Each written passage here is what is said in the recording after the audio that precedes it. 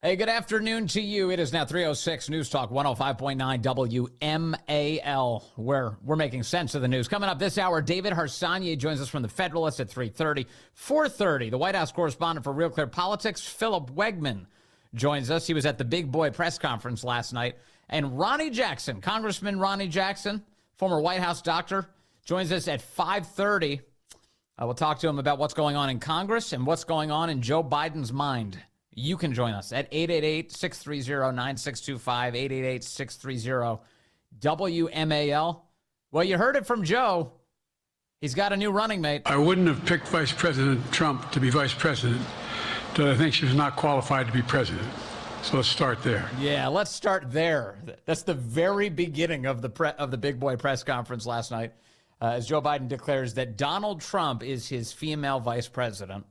Amazing. Just add that to the list of Trump's accomplishments. He's a female vice president. Now, that's not the most historic thing. Remember, of course, that Joe Biden was a female vice president to a black president. So, and he was a black woman, too. So he's got a lot of achievements himself. But now the two men are together, and that's an interesting strategy. You know, we saw Joe Biden a week ago put orange paint all over his face and then appear on George Stephanopoulos' ABC show. And people said, wait a second, what's going on here? Why are you looking more Trumpian now? And then he adds Trump to his ticket, and it could very well be a winning combination. They could win all 50 states at this rate. The two men together, Joe Biden, Donald Trump. Now, I don't know if Trump has agreed to this arrangement, though, whereby he's the running mate. It seems to me that, if anything, they would flip it around, that the man who's in the lead should be the president. Maybe the other guy should be the running mate. That's how it used to happen, actually, at the beginning of our country. The loser in the presidential election becomes the vice president. So, you know, maybe, just maybe. Also, President Trump has indicated just in the last hour he's ready to team up with Joe Biden. He's ready. In fact, he said the following: Joe should immediately take a cognitive test, and I will go with him. And I'll take one also. For the first time, we'll be a team. And we'll do it for the good of the country.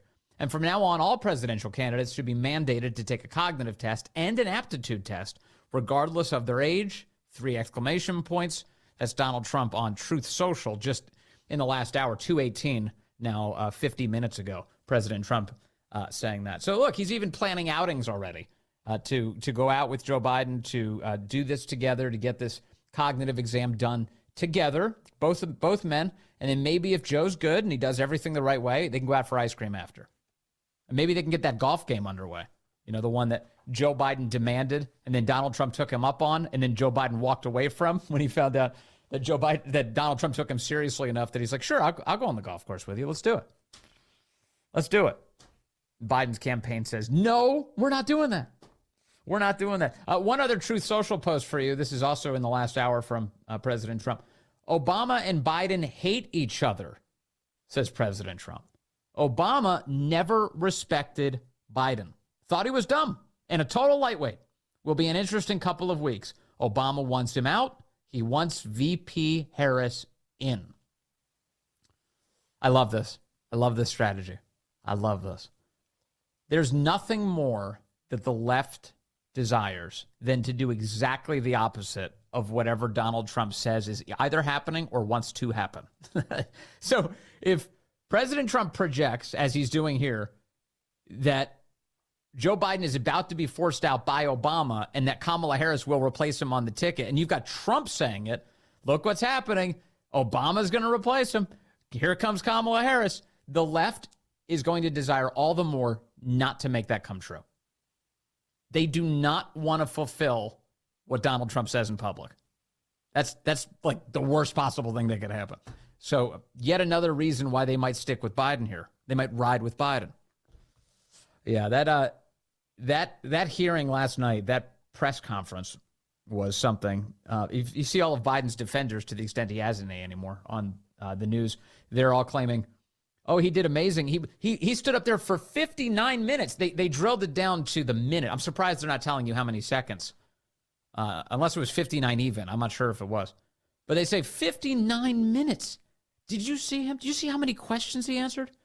Did you see that he, once again, only called upon people who the White House agreed to let him call upon?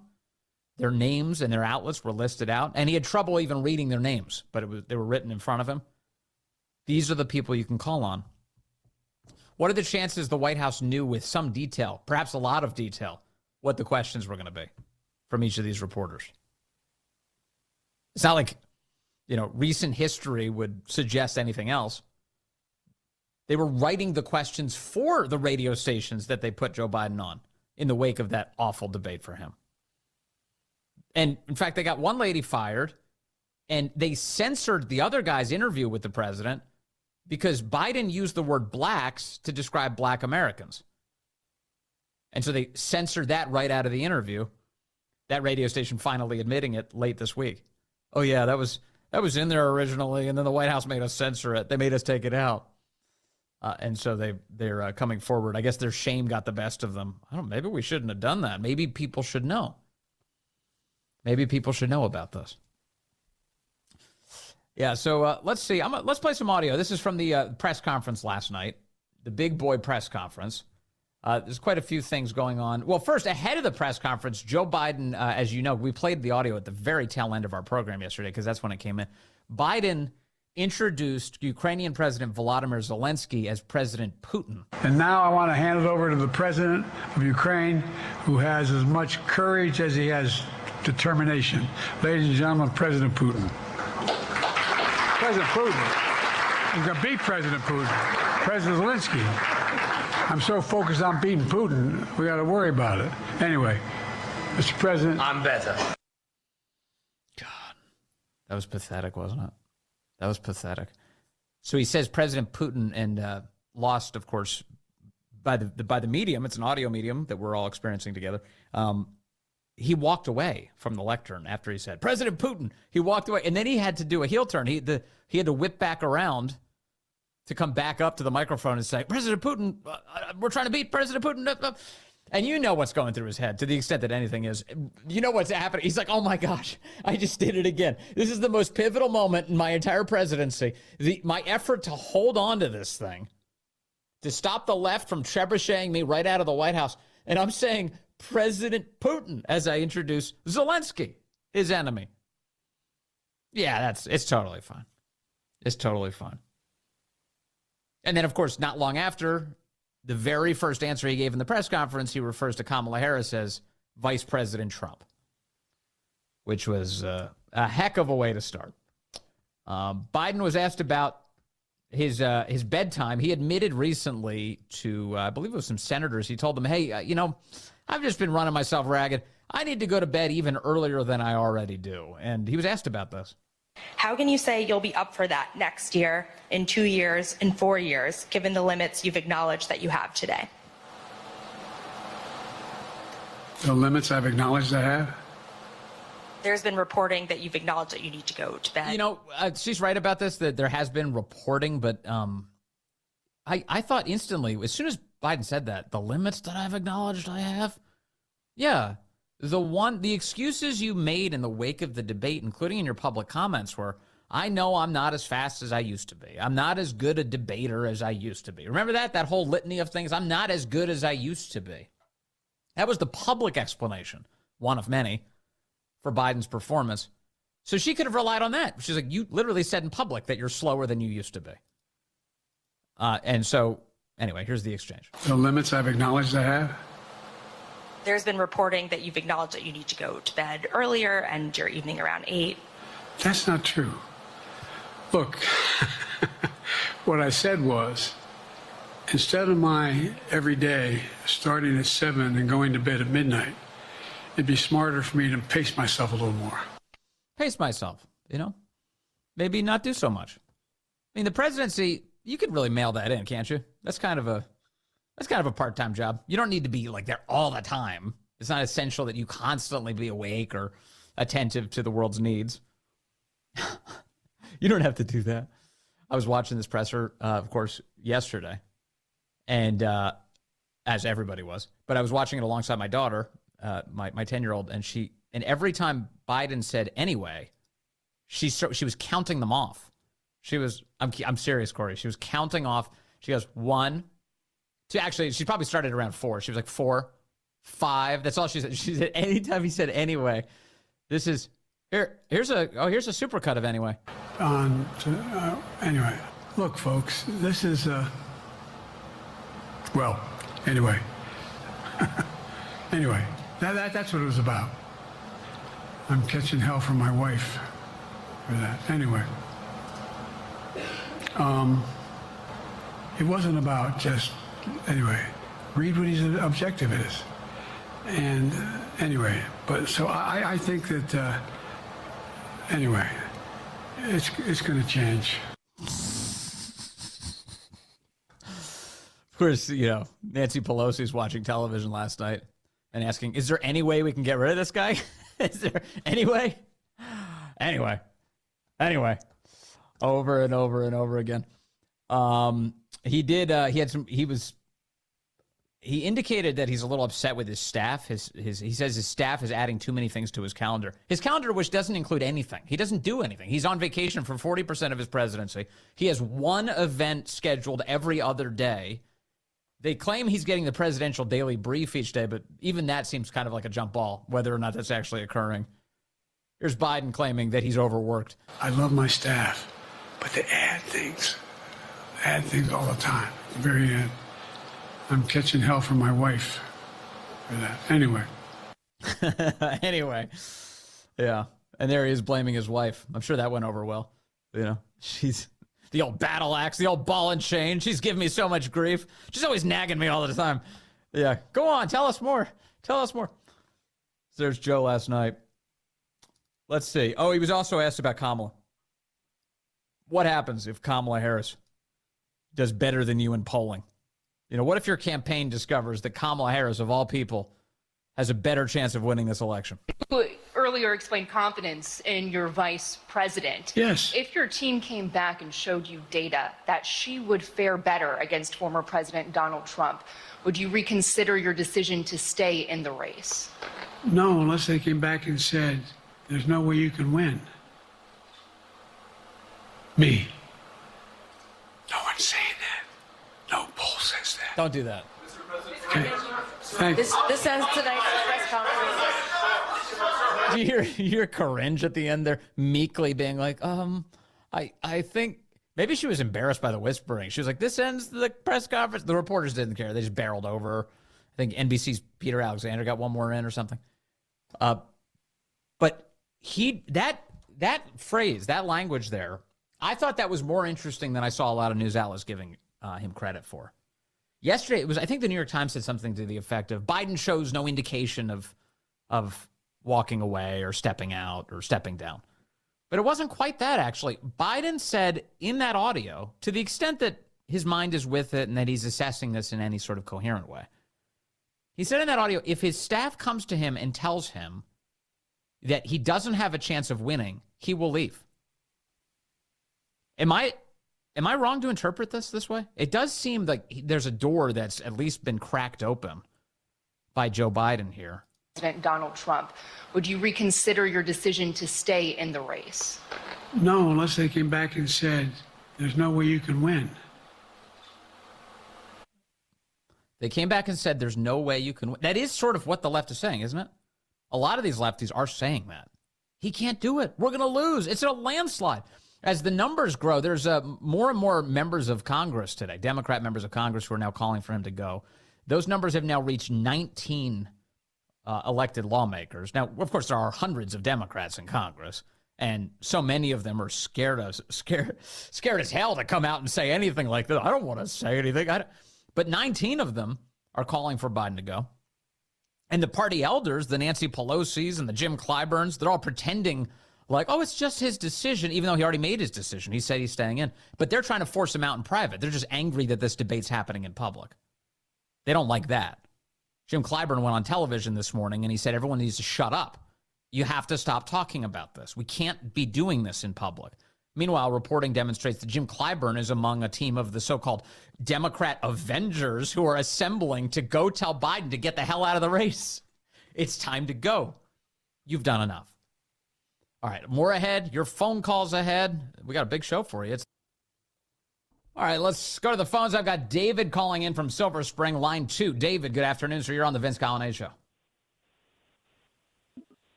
Vince, good afternoon. Can you hear me? I hear you great, David. What's on your mind? Oh, good. Okay. So I haven't heard anybody talk about that portion of that press conference, which was supposed to be about NATO, but obviously used it as a platform. Right. When all of a sudden he started screaming about guns, it sounded like going freezing process. Did you see that? Yeah. Okay, so your phone call just broke up a little bit, but I heard you say that the essential element, which is you heard Biden screaming about guns last night. Here's the audio that David is referring to. This is Joe Biden. All of a sudden, just at a moment's notice, his emotions just go flip 180 degrees, and he's yelling all of a sudden. There's that little button there. Control guns, not girls. I mean, the idea, we're sitting around, this is where Kamala's so good as well. We're sitting around. More children are killed by a bullet than any other cause of death. The United States of America. What the hell are we doing? What are we doing? We got a candidate saying, promise the NRA, don't worry, I'm not going to do anything. I'm not going to do anything. You got a Supreme Court that is what you might call the most conservative court in American history. This is ridiculous. There's so much we can do still. And I'm determined to get it done. It's about freedom. Yeah. So what did you read into that, David, as he starts screaming all of a sudden? Well, what I think happened was a couple of interns bumped into each other and somebody double clutched his adrenaline drip. Yeah. All of a sudden, the juice hit him that hard. He just started screaming to get it out. Yeah. He was supposed to get a on. single bolus, and he got a double bolus instead, and he was just out of control. Yeah, he was out of control. Thank you, David. Yeah. No, I saw that, and I thought... Can I say one last thing? Yeah. Okay, I thought the best part of the whole thing was at the very end when somebody brought up the fact that President Trump was already using mistakes that he had made, gaps in there that obviously underscored his deficiencies, and he was already making memes out of them. What should they do to counter that? And he just encouraged people to listen to President Trump as he walked away. He said, listen to him. Yeah, I know. It was incoherent. It was supposed to be a quip. A quip is just a quick retort, something that's witty and drives home your point. That's not what Biden did. Biden just blurted out, listen to him. It was a very weird thing. Sir, you referred to Vice President Harris as Vice President Trump. Right now, Donald Trump is using that to mock your age and your memory. How do you combat that criticism from tonight? Listen to him. This concludes tonight's press conference. Thank you, everybody. Listen to him? What? Okay, fine. I'll listen to him. What kind of reaction is that? It's just a weird thing, and just an incoherent quip from Biden at the end there. But to go back to that little thing about him yelling, screaming in the middle of that press conference yesterday. People keep telling us that that's one of the symptoms of dementia, that you start just randomly yelling all of a sudden. And I do think that, as a basic matter, he thinks that that's a substitute for having a working brain. Whenever his brain becomes idle, if he just starts screaming, he'll convince people that he's got it together. And of course, he lied about the guns thing. He wants to disarm people so that they don't have a means to defend themselves. He's imperiling the very children he pretends to want to protect there. The left won't even release the Tranifesto. They're filling these children's minds with poison and then refusing to release the evidence of their destruction. Spare us the lectures on how you want to protect kids. Leave that to us, by all means, please. Coming up, David Harsanyi will be with us from the Federalist. We talked to him about what happens if Kamala Harris is called in. Hey, good afternoon to you. 3:35 here, News Talk 105.9 WMAL, where we're making sense of the news. Coming up from Real Clear Politics, Philip Wegman will be here at 4:30. Congressman Ronnie Jackson joins us at 5:30, and you can talk to us at 888-630-9625, 888-630-WMAL. I wouldn't have picked Vice President Trump to be vice president, but I think she was not qualified to be president. So let's start there. All right, there you go. Officially, a Trump endorsement from Joe Biden last night. Also, of course, he's talking about Kamala Harris. He just grouped the names. Is Kamala Harris ready to step up to the job? And will she be able to get Democrats across the finish line if she is the nominee? this year? Let's explore that with our next guest, David Harsanyi, the editor of the Federalist and the author of the book Eurotrash, Why America Must Reject the Failed Ideas of a Dying Continent. David, great to have you back with us, sir. Always good to be here. Thanks. Kamala Harris is the name, and for the longest time, we've seen a lot of stories about how Democrats are nervous about how she's not really ready for it, and there's so many other people who would be better. But boy, it does feel inevitable that if anybody's gonna take the role, it's her, right? I think so. I don't know why anyone would think she would just step aside, and if it becomes a fight, I don't think that works for Democrats. She's a vice president, and that's why she was picked. I think she has access to more of the money that's already been, that has been sent to the Biden campaign in general. So, yeah, I mean, I don't see a governor coming in and moving her aside. I mean, and would Democrats get rid of the first Black woman, South Asian vice president? That doesn't seem right. No, I don't think they would. They're too wedded to identity politics to do that. So, would she be a winning candidate, though? That's really the key question. And I know you're writing this week about it in the Federalist. How do you assess it? I don't think she would be a good candidate. I'm not making any predictions. I think this race is probably closer than a lot of Trump fans believe, frankly. I don't believe that anyone's running away with it. I don't think she'd be a lot better or even better than Biden right now. I don't see why. She just doesn't have the kind of appeal. A lot of people, I saw yesterday mention polls that show her running ahead of Biden against Trump. But I just don't believe that she has been under the kind of scrutiny. I just don't think she'll be more popular after. I think when you have a highly funded campaign like Trump has, it's going to be going after her daily. That's going to hurt her. Voters don't know a ton about her history, and I don't see the upside there. I think Biden is has a better chance than she does.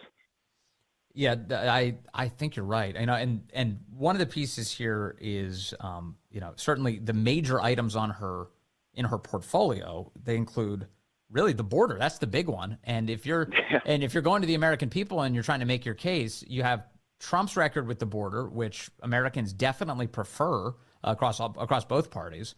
In fact, the majority support for mass deportations is a wild number in the current era we live in. People want border security desperately. Kamala Harris represents the polar opposite of that. Right. Kamala Harris would have to, people forget, before that disastrous debate, Biden was already way behind on a lot of these issues. And Kamala Harris will have to run on the administration's record. And that's not a good record to begin with. It's not, she can't really distance herself from that. She's been a part of it. And yeah, I mean, the one big task she was given was to stem the border crisis. And she was unable, obviously, to do that and got worse and worse. So yeah, I don't see what benefit she brings to the campaign. In fact, when she ran, she wasn't popular, but she's also, as far as the way she speaks, it's a bunch of tautologies and weird, verbal dead ends and things like that Biden already does. So I don't think she has this kind of skill set that's going to make her very popular anyway. Right.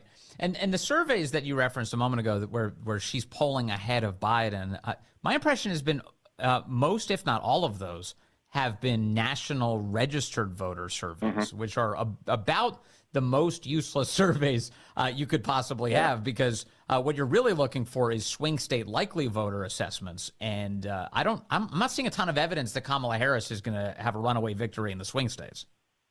Yeah, national polls are, in general, all of them, I think, are basically useless. You have to look at the states that are in play, that are important, Michigan, Pennsylvania, places like that. And we don't really know. I suspect that she won't be doing much better than Biden or at all in those states. And we forget, I mean, basically Biden needs to bring back independence. He needs to bring back the type of voters in Michigan and Pennsylvania and Wisconsin, places like that. What makes anyone think that a left-wing California politician is going to appeal to those people? I just don't see it, and I don't know why there's such a clamoring for her to be there. Now, maybe Biden's even worse than we know, right? Maybe these people know something we don't, and any candidate would be better, and that might be true. But from what I can see, I just don't get it. Right. I do. I get this sense, though, that Democrats really didn't want it to get to this. for not just because they didn't want their own, not just because of the obvious, which is like it's kind of pathetic to have your nominee fall out because his brain doesn't work. But the other piece is that Kamala Harris has been sort of perpetually unpopular. In all of the approval rating assessments throughout Biden's presidency, Kamala has always trailed behind Joe Biden. So even with the lower profile that she has, she's less popular than Joe Biden is. And so when you hear Donald Trump say on the campaign trail that he thinks that choosing her was kind of genius for Joe because she was kind of an insurance policy to guarantee that they couldn't get rid of him, you start to look at this and you go, I think Trump's got a point here. Yeah. Maybe that's why Obama got Biden, but it didn't exactly work out. But yeah, I mean, Trump's negatives are already baked into all the polls. There's nothing new that's going to come out that's going to change anyone's mind on Donald Trump, really is. But that's not the case with Kamala Harris, who has a history in California. So I think that the idea, as I mentioned before, that, I saw someone say, she hasn't even had a chance to make her case. I'm not sure that she has a very good case, but I do know there could be, stories and a lot of negatives that would be brought to the fore that most people don't know about that would hurt her. So, yeah, I mean, that's how I view it.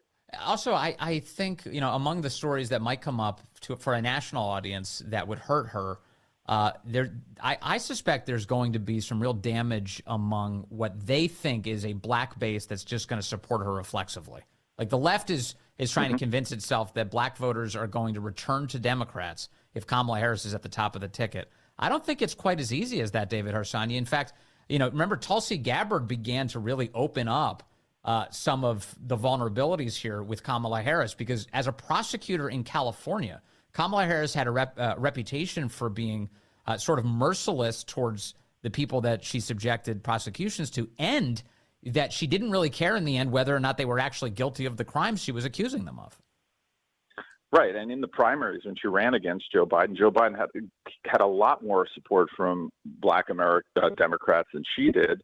Even now, when you look at the people most vigorously defending Biden, a lot of them are black Democrats. So, elected black Democrats. I don't know what the polls say. So I'm not sure just because she's black, and it's kind of weird to even assume that just because someone is black, people are going to vote for her. Exactly. I think Joe Biden's connection to Obama and all that, even though that's severed, it seems a bit. So who knows, really? But I don't. That should not be a given for sure.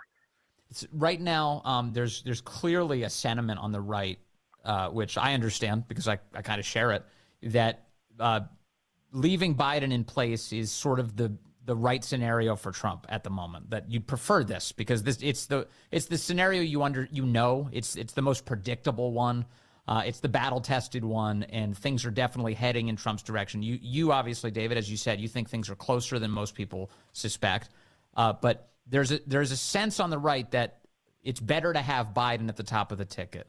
Do you share that view, or do you think Kamala Harris would be an easier beat? I think if I'm in the Trump campaign, I want to keep Biden in because I would have to recalibrate my entire focus and campaign on someone else. I keep saying this, but the electorate, you never know how they're going to react to things. And I mean that either way. You just don't know.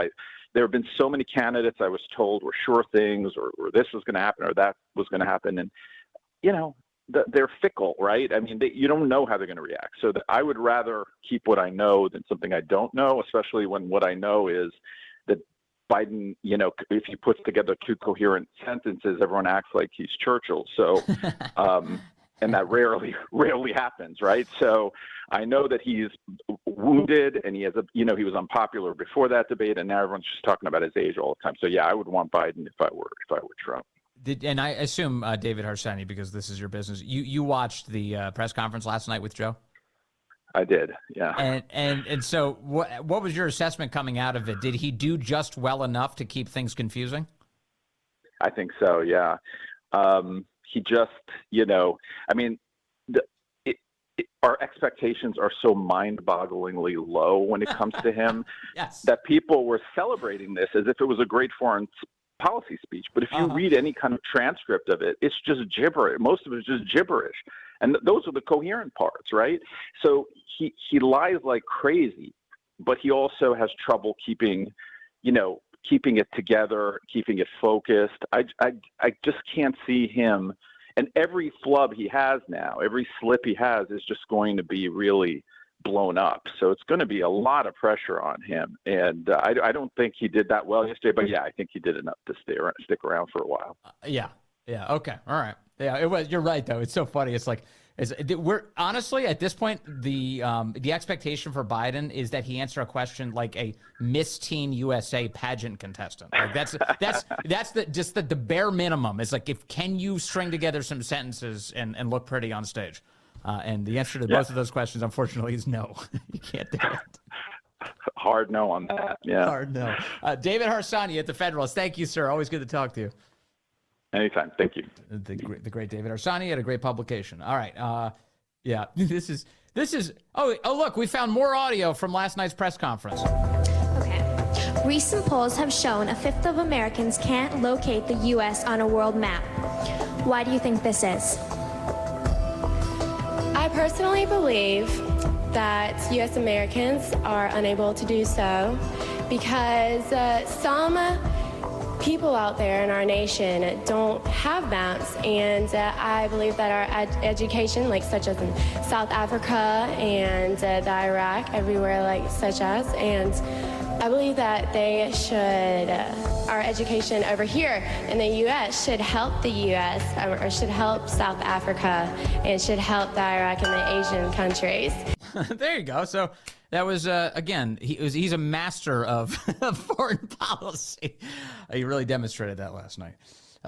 It's funny, all these years later, I do feel kind of bad playing that audio because I'm sure she's a wonderful woman and she's gotten enough grief in her life for that audio. That was way back in 2007. So much has changed since then. Nearly 20 years, actually, have stretched on since Miss Teen South Carolina said all that back in 2007.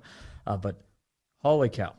That is the expectations for a Biden press conference. Will he be able to answer a question like a beauty pageant contestant? Dave is in Fredericksburg on line 2. Dave, you're calling into the Vince Coglianese Show. Good afternoon, sir. Hey, good afternoon, Vince. Thanks for taking my call. Yes, sir. Go for it. And I think the whole focus is not necessarily on who's going to run, because it doesn't matter who runs. I firmly believe the Democrats have done a superb job of setting up the electoral system of which they will flood it with votes, using their ground game and using all the illegals that have registered to vote, right, that have poured into the country, and DHS, NGOs, charities have done everything in their power to ensure that they got a driver's license, which led to registration, and then I believe that the apparatus will then easily harvest those votes without those people ever seeing them, submitting them, causing that confusion, and the apparatus then being mostly controlled by the other side will count those votes. Then they will certify those votes, and there you go. And so you think it's a foregone conclusion, regardless of who the nominee is? It's all over. I believe so. I believe so, because the Republican Party has failed to take into account any voter verification integrity programs. They've sloughed it off.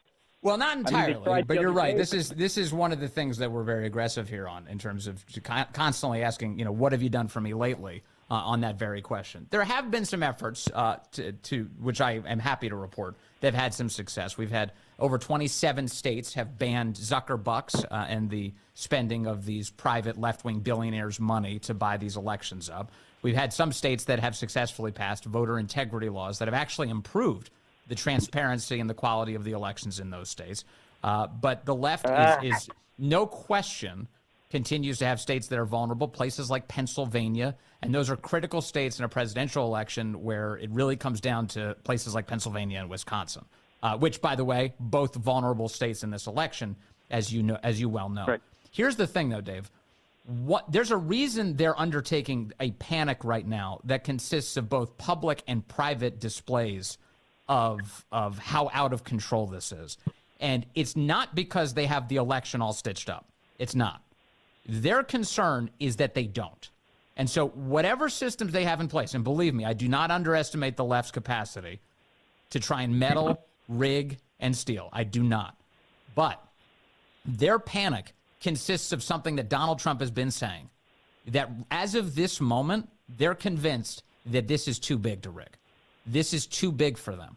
Part of that is the way our system's set up. We have 50 different states. We've got 50 different election systems all across the states. The left desperately wants to take federal control of all of it, and so far has been stopped, although they have aggressively pursued legal means to interfere in these elections. But the reality here is that panic you're seeing, Dave, is authentic. It's not a ruse. They genuinely believe that they don't have this thing under control. So that I think that should give you some degree of comfort. But trust me, I'm right there with you in demanding more accountability from these Republicans, especially these red states. What have you done for us lately to ensure that we can believe these elections? That's critical. A lot of people like to say it was Congressman Jim Clyburn who delivered the presidency to Joe Biden. Also, let's be honest, insofar as that happened, it was also Barack Obama. Obama forced everybody out of the primary in 2020 to clear the runway for Biden, so they could stop Bernie Sanders, because Bernie Sanders was a threat to their establishment, and so he needed to be stopped because he's an unguided socialist missile. He's going to head off in some other direction. And yes, their ideological goals would be pursued, but their financial enrichment might not be. So they needed to get Bernie Sanders out of the way, and they put Joe Biden in place, and they've been using him these last 3.5 years to fulfill their goals. But Jim Clyburn is the one who's often given the most credit for putting Biden in office. Gave him the endorsement, helps him win South Carolina. Wham, bam, thank you, ma'am. He moves on. He's on to the presidency. I think I just yada, yada, yada the 2020 election. But that is really what they say. So now what is Jim Clyburn saying? One of the elders of the Democrat Party. We'll explore that in a moment. He's taken to television to issue a warning to Democrats and a not-so-subtle message that he still desperately wants Joe to leave this race. That's ahead.